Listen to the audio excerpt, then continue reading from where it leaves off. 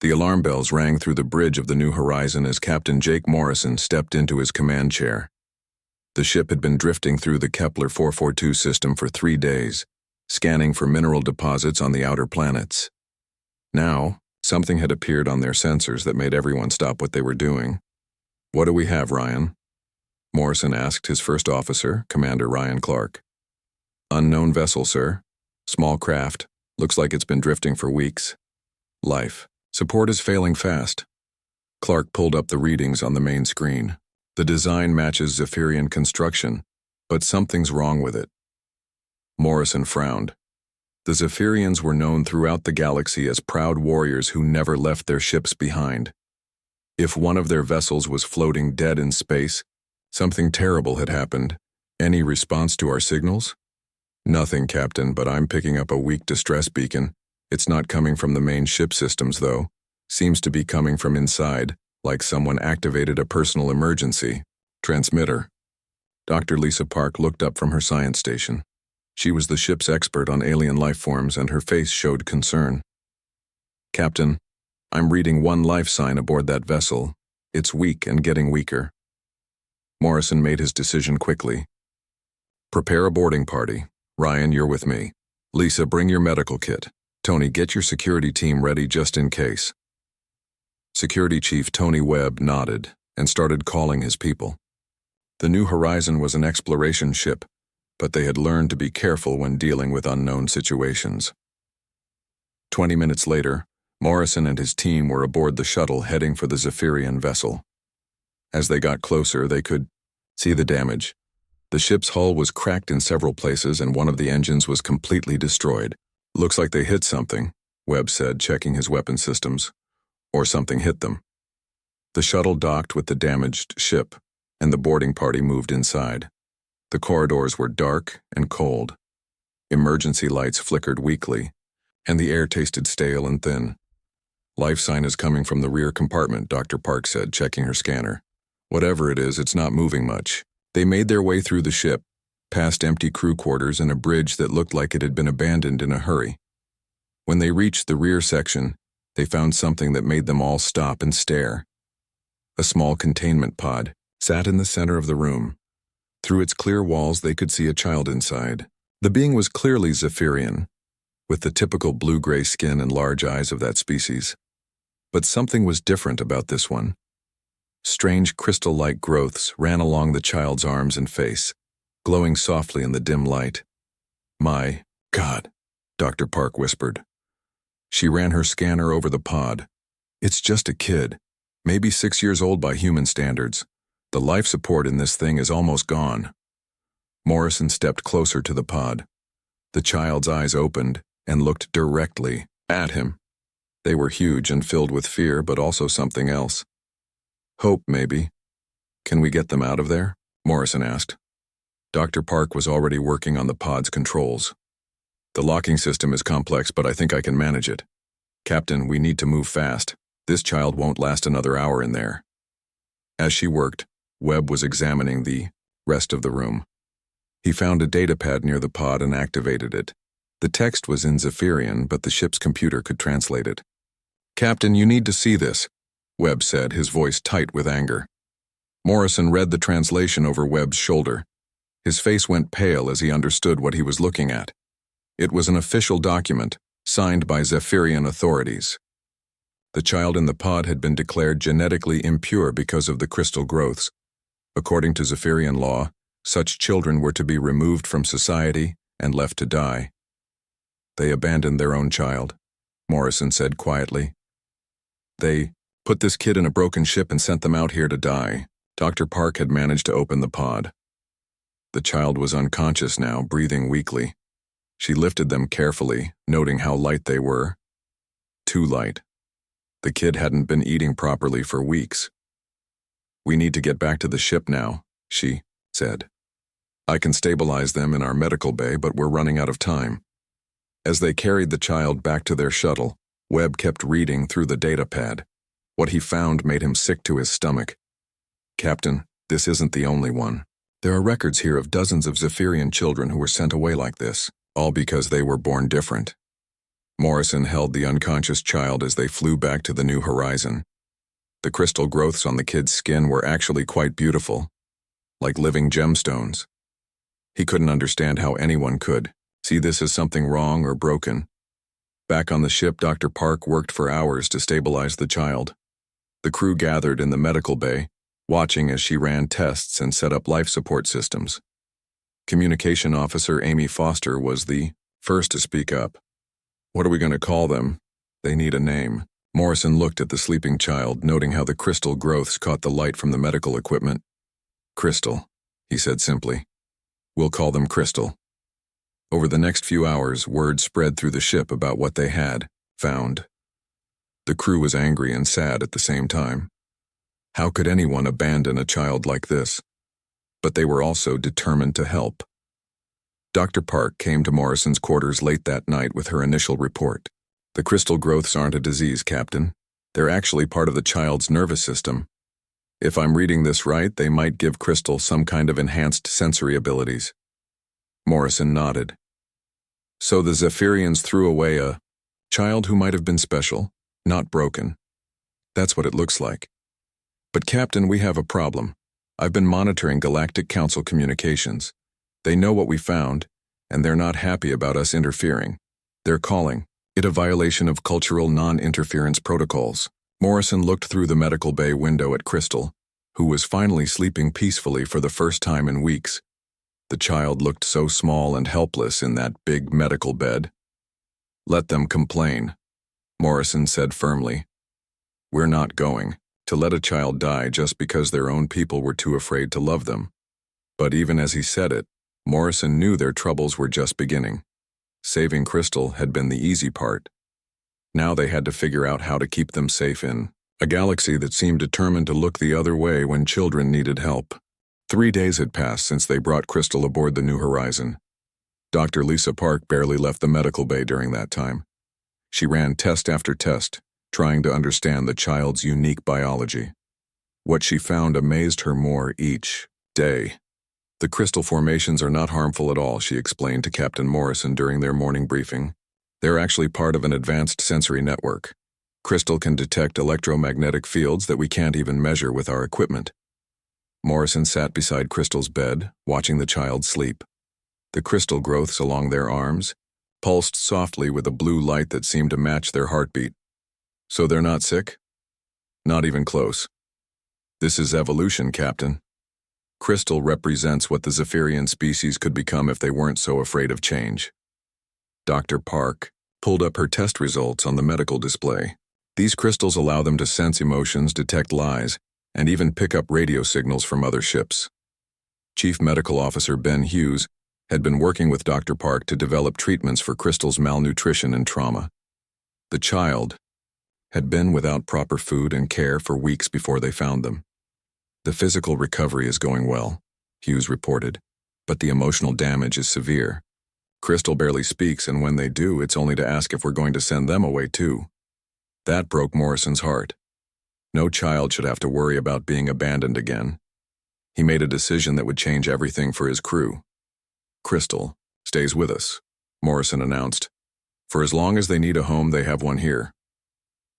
Communication Officer Amy Foster had been spending her off-duty time in the medical bay, talking to Crystal and teaching them basic English. The child was incredibly smart and picked up new words quickly. "They asked me yesterday what a family was," Amy told Morrison.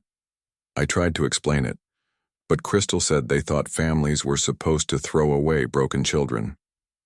Morrison clenched his fists. The more he learned about Zephyrian culture, the angrier he became.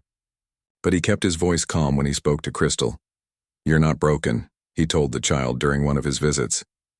"You're special. Different doesn't mean wrong." Crystal looked at him with those huge, expressive eyes. "The other Zephyrians said I was poison, that my crystals would make everyone sick. They were wrong," Morrison said firmly. "Your crystals make you amazing, not sick." Engineer Kate Wells had been working on something special in her workshop. She came to the medical bay carrying a device that looked like a combination between a tablet and a piece of jewelry. "I made this for Crystal," she explained. showing them a communication device embedded with small crystals similar to those growing on the child's body. If their natural crystals can detect electromagnetic fields, maybe this will help them communicate better. When Crystal touched the device, it immediately came alive with lights and sounds. The child's face lit up with wonder as they realized they could make the device respond to their thoughts. "It's talking to me," Crystal whispered in amazement. "I can hear the ship's computers through it." Kate smiled. "I thought you might be able to. You're connected to technology in ways we're just beginning to understand." Ship's counselor Greg Stone had been working with Crystal on dealing with the trauma of abandonment. It was slow work, but Crystal was beginning to trust that the humans wouldn't hurt them. "They're starting to laugh," Stone reported to Morrison. "Yesterday, Amy showed them a funny video from Earth, and Crystal actually giggled. It was the first time I've seen them show joy. But their happiness was about to be threatened." 3 days later, Communications Officer Amy Foster received a priority message that made her face go pale. "Captain, you need to see this," she said, forwarding the message to Morrison's personal display. The message was from Zephyrian High Command. They demanded the immediate return of what they called the defective offspring for proper cultural disposal. The language was cold and formal, but the meaning was clear. They wanted Crystal back so they could finish what they had started. Morrison deleted the message without responding. But an hour later, another message arrived, this one from Earth Command. "Captain Morrison," the message began, "you are ordered to surrender the Zephyrian child to their species authorities immediately. Your interference in their cultural practices is causing a diplomatic incident. Comply within 48 hours or face court-martial." Morrison gathered his senior staff in the conference room. Crystal was sleeping in the medical bay, unaware of the storm building around them. "They want us to give Crystal back," Morrison told his officers. "Earth Command is more worried about diplomatic relations than saving a child's life." Dr. Park slammed her hand on the table. "That's murder, pure and simple. If we send Crystal back, they'll kill them." Security Chief Tony Webb had been monitoring Galactic Council communications. What he found made the situation even worse. "It's not just the Zephyrians," Webb reported. "I've been tracking similar incidents across the galaxy. The Alterans abandon children with telepathic abilities. The vegan colonies exile anyone born with physical differences. This happens everywhere, and the Galactic Council ignores it all."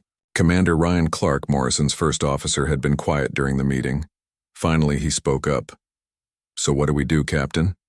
Follow orders and let Crystal die, or protect them and face the consequences?" Morrison looked around the table, at his officers. These were good people who had signed up to explore the galaxy and help others. They hadn't expected to become rebels against their own government. "I need to know where each of you stands," Morrison said. "If we refuse to hand over Crystal, we'll all be in trouble. Court-martial, prison, the end of our careers. But if we give them up, we'll have to live with letting an innocent child die." One by one, his officers spoke up. Dr. Park was first. "I took an oath to do no harm. Sending Crystal back violates everything I believe in." Amy Foster was next. "Crystal calls me Aunt Amy now. I won't abandon family." Engineer Kate Wells nodded firmly. "That kid is brilliant. Their mind works in ways we can't even imagine. The galaxy needs people like Crystal, not fewer of them." Chief. Medical Officer Ben Hughes spoke quietly but clearly. "I've seen what abandonment does to children. Crystal is just starting to heal. I won't let anyone destroy that progress." Security Chief Tony Webb cracked his knuckles. "If anyone tries to take Crystal from this ship, they'll have to go through me first." Ship's counselor Greg Stone was the last to speak. "Crystal asked me yesterday if they could stay with us forever. I told them that families don't abandon each other. I meant it." Commander Clark looked at Morrison. "Looks like you have your answer, Captain. We stand with Crystal." Morrison felt a weight lift from his shoulders. He had good people serving with him, people who understood that some things were more important than following orders. "Then it's settled," Morrison said. "Crystal stays with us, no matter what comes next." But even as they made their decision, long-range sensors were detecting new ships entering the system. The Zephyrian fleet was coming, and they weren't planning to take no for an answer. Crystal woke up in the medical bay, the crystals along their arms glowing brighter than usual. Somehow they could sense the approaching danger. They found Captain Morrison on the bridge and tugged at his uniform. "Are the bad ones coming for me?" Crystal asked in their small voice. Morrison knelt down to Crystal's level and looked them in the eyes. "Yes, they are. But you know what? We're not going to let them take you. This is your home now, and we protect our family." Crystal smiled for the second time since coming aboard the ship. "Even if it's dangerous?" "Especially if it's dangerous," Morrison replied. "That's what families do." The warning alarms filled the bridge of the New Horizon as 3 Zephyrian warships dropped out of hyperspace.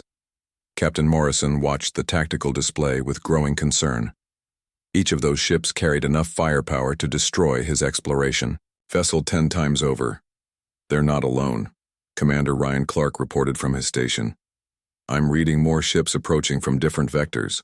Looks like they brought friends." But as Morrison studied the sensor readings, he noticed something that made him smile. 3 more human ships were also approaching their position. The colony transport Pioneer's Dream, the research vessel Endeavor, and the cargo hauler Freedom's Call had all changed course to reach them. "How did they know to come here?" Morrison asked. Communication Officer Amy Foster looked up from her console with tears in her eyes. "I may have sent some messages, Captain, to friends on other ships. Told them about Crystal's story, or Isun." Nodded approvingly. "Good thinking, Amy. Signal all human vessels. Tell them to form a defensive formation around us." Within an hour, the 2 fleets faced each other in space. 4 human ships against 6 Zephyrian warships. The humans were badly outgunned, but they weren't backing down. A communication request came from the lead Zephyrian vessel. Morrison accepted it, and the main screen filled with the image of a tall, imposing Zephyrian warrior. His skin was darker than Crystal's, and his eyes burned with cold anger. "I am War Commander Theknal of the Zephyrian Imperial Fleet," the alien announced. "You are harboring stolen property that belongs to my people.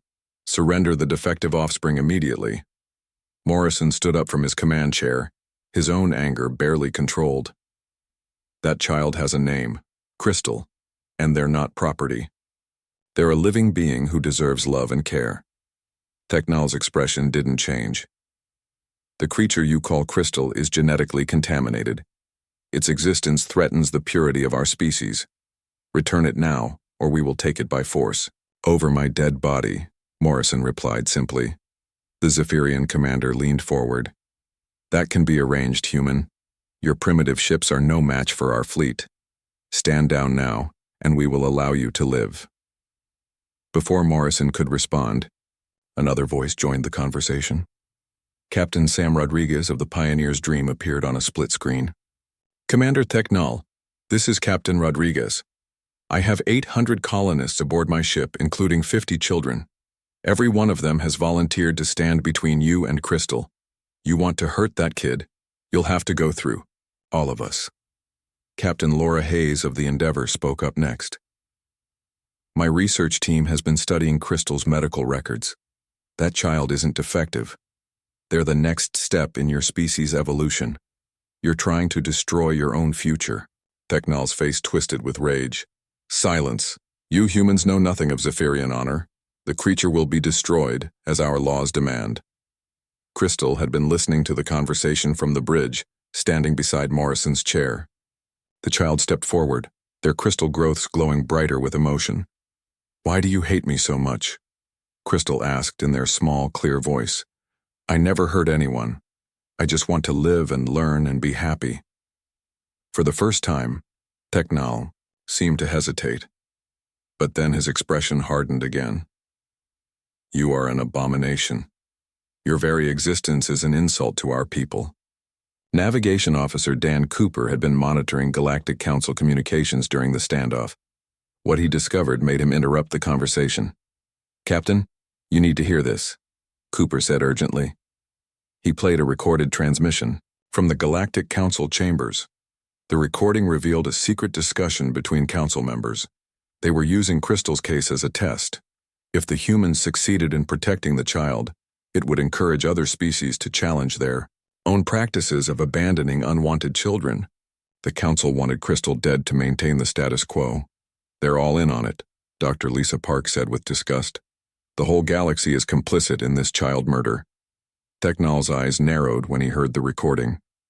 It matters not what the council wants. Zephyrian law is clear. The contaminated child dies. But then something unexpected happened. Crystal walked closer to the main screen, looking directly at the Zephyrian commander. "Are you my father?" Crystal asked quietly. The question hit Technol like a physical blow. His composed mask slipped for just a moment, revealing pain and shame underneath. "I am War Commander Technol," he replied stiffly. "Nothing more." Crystal's crystals pulsed with a sad blue light. "You are. I can sense it through the electromagnetic fields around your ship. You're my genetic sire. You're the one who ordered me to be thrown away." The bridge of the New Horizon fell silent. Morrison felt sick to his stomach. The child had been face to face with their own father, the person who had condemned them to death. "Why?" Crystal asked, tears flowing down their small face. "Why didn't you love me? What did I do wrong?" Technol's composure cracked completely. "You were born wrong. Your crystals mark you as impure. I had no choice but to follow the law." "But the humans love me," Crystal said simply. "They think my crystals are beautiful. They help me use my abilities instead of hiding them. Why couldn't you do that?" Morrison put his hand on Crystal's shoulder. "Because some people are too afraid to love what they don't understand. But that's their loss, not yours." Crystal looked up at Morrison with those huge, trusting eyes. Then they turned back to the screen where their biological father waited. "I forgive you," Crystal said softly, "but I won't come back with you. The humans are my real family now. They chose to love me when no one else would." Technol's face went pale. "You cannot refuse. You belong to the Zephyrian Empire." "No," Morrison said firmly. "Crystal belongs to no one. They're a free being with the right to choose their own life. And they choose to stay with us." The Zephyrian commander's ships began charging their weapons. "Then you have chosen death, humans. My fleet will destroy all of your vessels and recover the creature." But before Technol could give the order to fire, a new voice entered the communication channel. It was old and filled with authority that made everyone stop talking. "Stand down immediately, War Commander. By the ancient laws of our people, I forbid this attack." A new image appeared on the screen. An elderly Zephyrian with crystals of their own growing along their face and hands. Morrison could see the family resemblance to Crystal immediately. "Elder Zephyara," Technol said, his voice filled with shock. "But you are supposed to be in meditation retreat." "I have been watching these events unfold," the elder replied. "And I have seen something that changes everything. The human broadcasts about the child's abilities have revealed truths we have hidden from ourselves for too long." Crystal gasped when they saw the elder. "You have crystals too, just like mine," Elder Zephyara smiled kindly. "Yes, young one, I do. And so do many others of our people hidden away in shame and fear. But you, raised with love instead of hatred, have shown us what we could become." Technol tried to protest. "Elder, the child is contaminated. The law is clear." "The law is wrong," Elder Zephyara said with finality. "And I am here to change it. Stand down your weapons, War Commander. The humans have shown us something we forgot long ago. How to love our children unconditionally." The standoff continued, with weapons still charged and ready to fire. Crystal stood between two worlds, two ways of thinking about what it meant to be different. The choice they made next would determine not just their own fate, but the future of children across the galaxy. "I want to stay with my human family," Crystal announced clearly. "But I also want to help other Zephyrian children like me. Can I do both?" Elder Zephyara's ancient eyes sparkled with something that looked like hope. "Perhaps, young one. Perhaps you can." Elder Zephyara's ship moved slowly between the two fleets, its ancient hull bearing the marks of countless journeys across the galaxy. The old Zephyrian had commanded both sides to power down their weapons, and surprisingly, Everyone had obeyed. I have lived for 300 of your Earth years, the elder began, speaking to all the ships at once. In that time, I have watched our people make terrible mistakes in the name of genetic purity, but what I have learned about this child changes everything. Captain Morrison kept Crystal close beside him on the bridge. The child's crystal growths were glowing brighter than ever, responding to the electromagnetic fields from all the ships around them. "Tell us what you've discovered, Elder," Morrison said respectfully. Elder Zephyara activated a holographic display that appeared on every ship's main screen. It showed detailed scans of Crystal's unique biology, data that Dr. Lisa Park had transmitted to scientific communities across the galaxy. "The crystals that mark this child are not a disease or defect," the elder explained. "They are the next step in Zephyrian evolution. Children like Crystal can detect lies, sense emotions across species barriers, and communicate with technology in ways we never imagined possible." War Commander Theknal tried to interrupt. "Elder, with respect, the law clearly states that crystalline mutations must be eliminated to preserve our genetic heritage. The law was written by fools who feared change," Elder Zephyara replied sharply. "I helped write those laws, Theknal. I was young and afraid just as you are now. But fear is no excuse for murdering children." Crystal stepped forward, their small voice carrying clearly across the communication channels. "Elder Zephyara, how many others like me are there?" The old Zephyrian's expression grew sad. "Too many, child. Hundreds of young ones have been abandoned over the years. Most died alone and afraid. But some survived on the exile worlds, hidden away from society." Dr. Park couldn't contain her excitement. "Elder, if Crystal's abilities are evolutionary advantages, then your people are literally throwing away their future. These children could help solve problems that have puzzled scientists for generations." "That is exactly what I have realized," Elder Zephyara replied. "The humans saw value where we saw only contamination. They nurtured abilities that we tried to destroy." Engineer Kate Wells spoke up from her station. "Crystal has already helped us improve our ship's navigation systems. Their ability to sense electromagnetic fields is incredible." Crystal demonstrated by placing their hand on Kate's custom communication device. Immediately, every ship in both fleets received a perfect, three-dimensional map of the local space, more detailed than anything their sensors could produce alone. "How is that possible?" asked Captain Sam Rodriguez from the Pioneer's Dream. "Crystal can interface directly with electronic systems," Dr. Park explained. "It's like they're a living computer network node. But more than that, they can sense the intentions and emotions of everyone around them." Theknal's face had gone pale as he watched the demonstration. "This power, it could be dangerous. What if these children turn against us?" Crystal looked directly at their biological father through the screen. "I could hurt you right now if I wanted to. I can sense the fear and guilt in your electromagnetic field. I know exactly which emotions to target to cause you pain. But I won't, because Captain Morrison taught me that hurting others is wrong." Morrison felt proud of Crystal's wisdom. The child had learned human values of compassion and mercy, even toward those who had wronged them. Elder Zephyara nodded approvingly. "You see, Theknal, this child raised with love instead of fear uses their power to help rather than harm. This is what we could have had if we had chosen differently." Communication Officer Amy Foster had been monitoring communications from other parts of the galaxy during the standoff. What she discovered made her gasp. "Captain, you need to hear this. I'm picking up messages from dozens of species. Word about Crystal has spread, and other civilizations are reporting similar cases. The Alterans have telepathic children they abandon. The Vegan colonies exile anyone with unusual abilities. The pattern is everywhere." Elder Zephyara's crystals pulsed with ancient sadness. "It is as I feared. The entire galaxy has been making the same mistake we made. We have been destroying our own evolution out of fear." Crystal walked closer to the main screen, looking at the images of their people's warships. "Elder, are there others like me still alive? Hidden away somewhere?" "Yes, child. On the exile world of Kepler 442c, there is a colony of abandoned Zephyrian children. They have learned to survive together, helping each other with their unique abilities.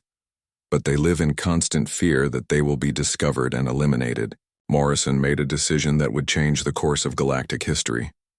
Then we go get them, all of them. Bring them somewhere safe where they can develop their abilities without fear. Technol's voice rose in protest. You cannot interfere with Zephyrian internal affairs. Those exiles chose their fate when they were born defective. They were children, Dr. Park shouted back. Babies who never had a choice in how they were born. How dare you blame them for your people's cruelty? Crystal's crystals suddenly flared with brilliant light. The child was accessing communication, networks across multiple ships simultaneously, their consciousness expanding to touch every electronic system in the area. When Crystal spoke again, their voice came from every speaker on every ship at the same time. I can hear them, the children on the exile world. They're scared and hungry, but they're alive. They've been waiting for someone to come for them. The demonstration of Crystal's expanding abilities sent shockwaves through both fleets. Even Elder Zephyara looked amazed. Child, how are you accessing so many systems at once? The Elder asked. Crystal's voice returned to normal as they withdrew from the network connection. The humans helped me learn to control my abilities instead of hiding them. Captain Morrison says that practice makes perfect. Elder Zephyara turned to face Technol directly. Do you see now, War Commander? This child has abilities beyond anything we imagined possible, and it was human compassion that allowed these gifts to flourish. Technol's rigid posture finally began to crack. But the law, our traditions, what will become of our society if we accept these mutations? Our society will evolve, Elder Zephyara replied firmly, or it will die from its own fear and hatred. Those are the only two choices left to us. Crystal looked at their biological father with those huge, understanding eyes. I don't want to hurt your people. I want to help them. My human family taught me that being different makes me special, not dangerous. Morrison put his arm around Crystal's shoulders. You don't have to prove anything to anyone, Crystal. You're perfect exactly as you are. But Crystal shook their head. I want to help the other children like me. They deserve to feel loved and safe too. Elder Zephyara's ancient face lit up with something that looked like hope for the first time in decades. Then we will help them together, child. It is time for our people to face the truth about what we have done and begin to make amends. Technol was silent for a long moment, staring at Crystal's innocent face. Finally, he spoke in a voice barely above a whisper. I have made terrible mistakes, he admitted. When you were born, I was so afraid of what others would think that I chose law over love. I have regretted that decision every day since. Crystal's expression softened. It's not too late to choose differently now. The war commander looked at his child, really looked at them for the first time since their birth. What would you have me do? Help us save the others, Crystal said simply. Help us show the galaxy that different doesn't mean wrong, Elder. Zephyara smiled, his crystals glowing with warm light. From the mouths of children comes the wisdom that we adults have forgotten. Yes, War Commander. Let us begin to heal the wounds our fear has created. The standoff was ending, but the real work was just beginning. An entire galaxy's worth of abandoned children were waiting to be saved, and Crystal had just become their voice and their hope. 6 months later, the New Horizon floated in orbit around Kepler 442c, but it was no longer alone. A fleet of ships from dozens of different species surrounded the small planet that had once been a place of exile and death. Now it was becoming something entirely different. Captain Jake Morrison stood on the observation deck watching as shuttle after shuttle landed on the planet's surface. Each one carried medical supplies, food, and most importantly, families willing to adopt children that their own species had thrown away. The latest count is over 300 children rescued, Dr. Lisa Park reported as she joined Morrison at the window. Not just Zephyrians either. We've found abandoned kids from 17 different species all hidden away on various exile worlds throughout the galaxy. Crystal appeared beside them, now taller and healthier than when they first found them. The crystal growths along their arms had developed into intricate patterns that pulsed with different colors depending on their mood. Right now they glowed with happy golden light. "The Alteran telepathic children are doing really well," Crystal said excitedly. "They taught me how to sense thoughts, and I taught them how to interface with computers. We make a great team." Morrison smiled at the child who had changed everything. Crystal was no longer the scared, abandoned kid they had found dying in a broken ship. They had become a bridge between species, helping other rescued children develop their unique abilities. "Any word from the Galactic Council?" Morrison asked Dr. Park. "They're not happy, but they can't argue with the results," she replied. "When 17 different species all start reporting major technological breakthroughs thanks to their former outcasts, even the Council has to pay attention." The door to the observation deck opened, and War Commander Theknal entered. He looked different now, wearing simple clothes instead of his military uniform. The proud warrior had become something else entirely. "Crystal, the new arrivals from the Vegan colonies are asking for you," Theknal said gently. "They're afraid of their shape-shifting abilities, and they need someone to help them understand that being different is not dangerous." Crystal nodded and headed for the door, but stopped to hug their biological father first. "I'll be back for dinner. Captain Morrison is making his famous Earth pasta tonight." Theknal watched Crystal leave with pride and sadness mixed on his face. "I still cannot believe how much they have grown, how much they have accomplished. Children tend to thrive when they're loved instead of feared," Morrison said quietly. "Indeed," Theknal replied. "I have much to make up for. But watching Crystal work with these other children, it gives me hope that I can earn their forgiveness." Elder Zephyara had established a permanent research station on the planet's surface. Every day brought new discoveries about the abilities that various species had been suppressing for generations. What they found was changing science across the galaxy. Communication Officer Amy Foster, who had taken on the role of coordinating adoptions, brought Morrison the daily reports. "We have families from 43 worlds now willing to adopt rescued children. The waiting list is actually longer than the number of kids we found." "That's a good problem to have," Morrison said. Engineer Kate Wells had been working with Crystal and the other children to develop new technologies. Their combined abilities had led to breakthroughs in faster-than-light communication, improved medical scanners, and navigation systems that could plot courses through previously unmappable space. "The Council is demanding access to our research," Kate reported during their weekly staff meeting. "They're calling it vital to galactic security," Morrison laughed. 6 months ago they wanted us to hand over Crystal for execution. Now they want to profit from what we've built together. "What do we tell them?" Commander Ryan Clark asked. Crystal answered from their seat at the conference table. They had earned the right to participate in these meetings, having become the unofficial leader of all the rescued children. "We tell them that the research belongs to all the children who were abandoned," Crystal said firmly. "If the Council wants access to our discoveries, they have to promise to protect other children like us." Morrison felt proud of Crystal's wisdom. The child had learned not just to use their abilities, but to think strategically about how to protect others. Dr. Park pulled up a galactic map showing red dots scattered across hundreds of worlds.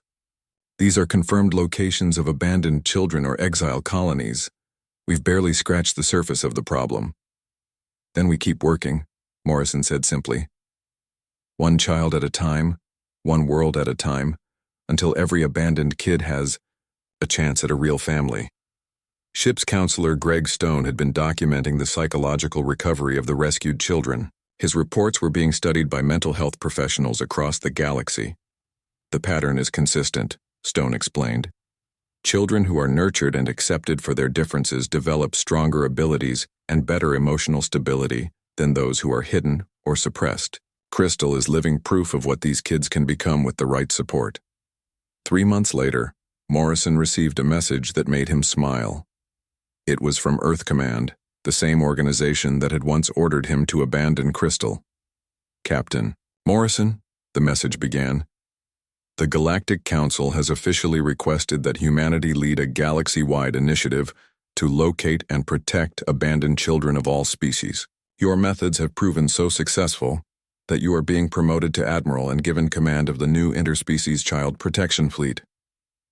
Morrison showed the message to Crystal, who was now helping to train adult counselors in how to work with children who had unique abilities. They want you to be in charge of saving kids across the whole galaxy, Crystal said, reading over his shoulder. They want us to be in charge, Morrison corrected. This was never just my work. It was all of ours. Crystal's crystals pulsed with warm light. Does this mean we get a bigger ship? Morrison laughed. We get a whole fleet of ships, and every one of them will be crewed by people who understand that every child deserves love and protection. The ceremony was held in space, with representatives from dozens of worlds in attendance. Admiral Morrison stood on the bridge of his new flagship, the Sanctuary, with Crystal beside him as his official advisor. 6 months ago, we rescued one abandoned child from a broken ship, Morrison announced to the assembled fleet. Today, we begin a mission to rescue every abandoned child in the galaxy. Crystal stepped forward to address the crowd. They were no longer the scared, dying child Morrison had first found. They were a confident young person whose abilities had already changed the course of galactic civilization. My name is Crystal, they began. I was thrown away by my own people because they thought I was broken. But the humans of the New Horizon saw something different. They saw potential where others saw problems. They chose love where others chose fear. The crowd listened in respectful silence as Crystal continued. Today, we promise that no child will ever be abandoned again. No matter what species they are, no matter what abilities they have, no matter how different they might seem, every child deserves a family that will love them and help them grow.